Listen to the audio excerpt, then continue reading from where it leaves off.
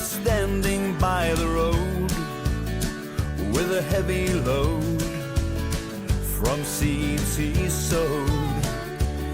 And if you see your sister falling by the way, just stop and say, you're going the wrong way.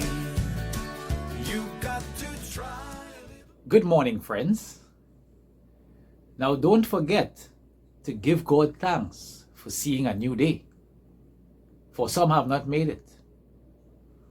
Today I want to talk to you about one of the most overlooked of the fruits of the Spirit.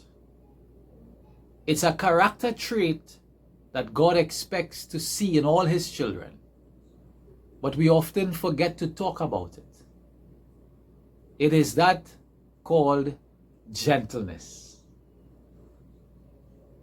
How often have we spoken a harsh word or shown a rough facial expression as we speak to our loved ones? Now, God expects that we will be gentle. And usually when we think about gentleness, we think about being calm, mild, and passive. But the fruit of the Spirit, gentleness, goes further than this. It actually involves being sensitive to the feelings of others and responding to them in kindness. Many of us pride ourselves in being able to tell others as it is. We tell them like it is. And we say things like, the truth hurts. But God expects us, even when speaking the truth, to respect the feelings of others.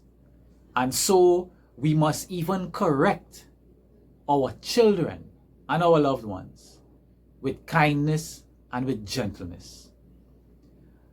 I like to think of gentleness as power under control. So even though we have the authority to say something, we should control the way we say it and do it in a Christ-like manner, displaying gentleness.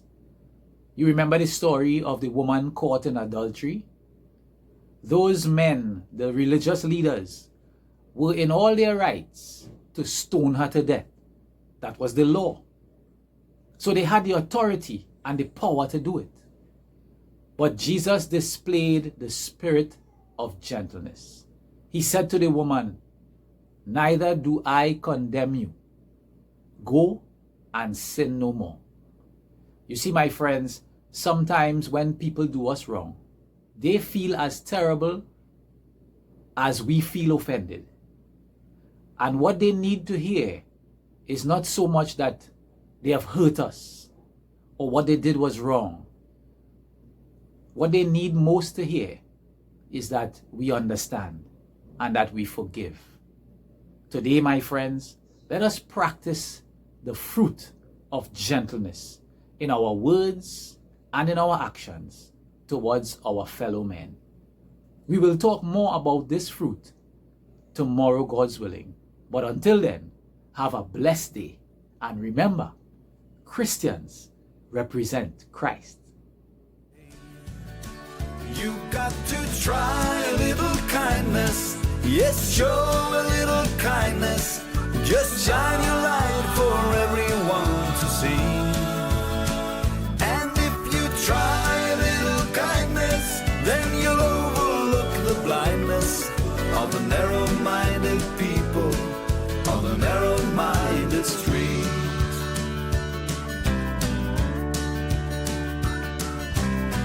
Don't walk around the down and out. Lend a helping hand